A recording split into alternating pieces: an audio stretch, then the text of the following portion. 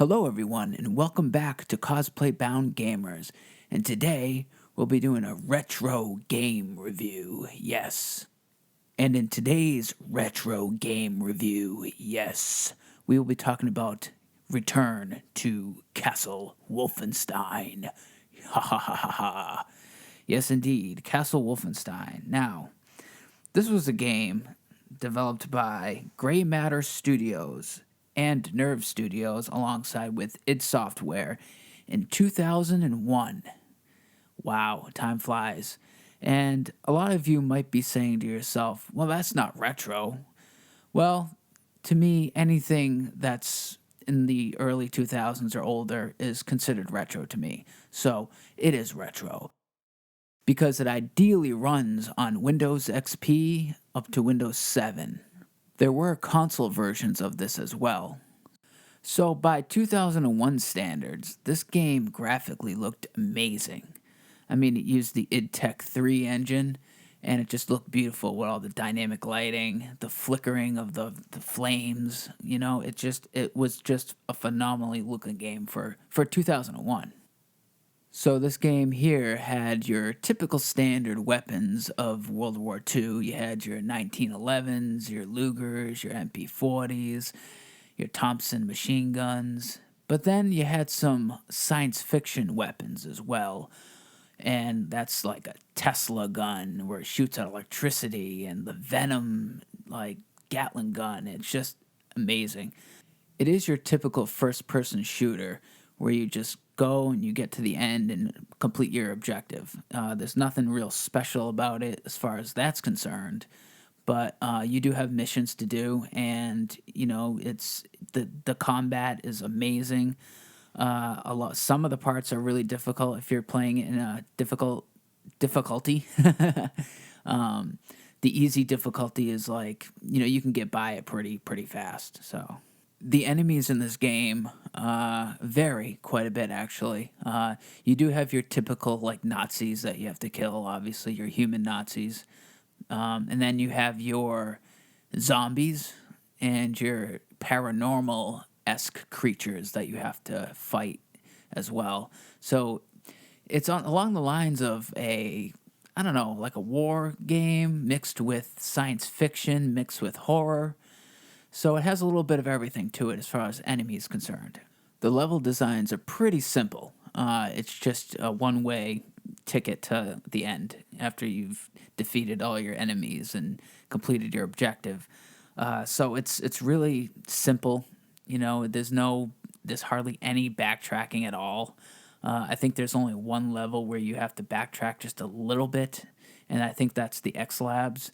But other than that, it's just a straightforward level design, which is good, which I miss those kind of games. So, it's a very nice, kind of pleasing level design.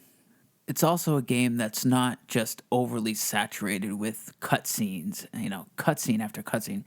Like, that's more of a modern stance on games now, where it's just cutscene. Like, there's more cutscenes than gameplay, which could get annoying at times. I've played games where it's just, oh my god, just get to the game already. But this game, and most games in the early 2000s were like this, where it was less of your cutscenes and way more gameplay. So I'm not going to give any spoilers, really. I think it's best that you play the game yourself and see who you're playing as and, the enemies and whatnot.